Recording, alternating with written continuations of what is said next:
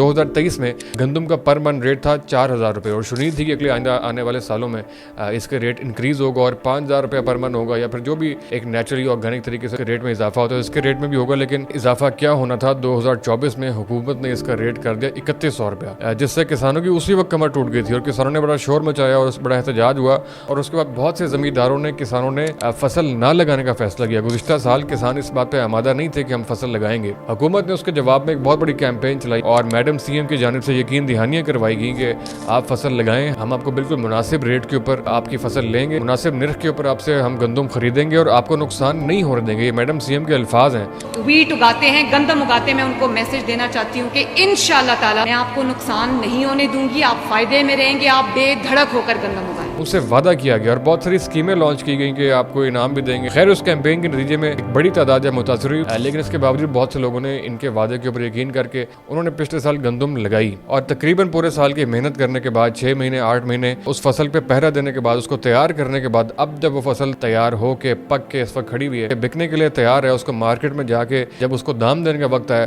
तो हुकूमत ने किसानों की पीठ में छुरा घोंपते हुए 2200 रुपया रेट लगाया, जो कि बहुत बड़ी ज्यादती है। किसानों के जो अखराजात आए हैं उसके ऊपर वो इससे डबल हैं, वो इससे ज्यादा है। उन्होंने मुनाफा क्या कमाना है। और ये 2 साल से इतना संगीन मसला और बहरान हमारे तहसील हेडक्वार्टर्स में और हमारे इन तमाम इलाकों में दरपेश है और पूरे इलाकों की मईशत जो वो शदीद डिस्टर्ब है और पूरे का पूरा जो इकोसिस्टम है वो हिल के रह जाता है। उनकी तमाम तर चीजों का इन्हिसार जो है वो इस चीज के ऊपर होता है। और आप उन इलाकों के जरा चाय खानों पे और होटलों में जाके देखें, वहाँ पर रश कम हो गया, लोगों के पास जो है वो पैसे कम नहीं है और उनके पास फीसें देने के लिए पैसे नहीं है, वो फीसों का इंतजार कर रहे हैं यूनिवर्सिटियों की। वहाँ के ऊपर किसान जो है वो अपने रोजमर्रा के अखराजात को मीट करने के लिए बहुत सख्त स्ट्रगल कर रहा है। तो ये इंतहाई संगीन मसला है। समझ से बालातर है कि हुकूमत इमदाद क्यों दे रही है। हुकूमत ने ये ऐलान किया जी 5,000 रुपये हर किसान को जो वो इमदाद दी जाएगी और एक पैकेज का ऐलान किया गया और 5,000 रुपये जो है वो हर किसान को मिलेंगे। सवाल ये कि आप किसान को उसका रेट क्यों नहीं दे रहे, जो कि आज से 2 साल पहले था। उसमें इजाफे का उन्होंने नहीं बोला। 2 साल पहले का जो रेट था जिसके ऊपर जो है वो किसानों की मईशत चल रही थी और पूरे पंजाब का जो है वो चूल्हा जल रहा था, वो रेट उनको क्यों नहीं दिया जा रहा। यहाँ पे कोई एडवर्टीजमेंट कैंपेन हो, मरियम साहबा की तस्वीरें पूरे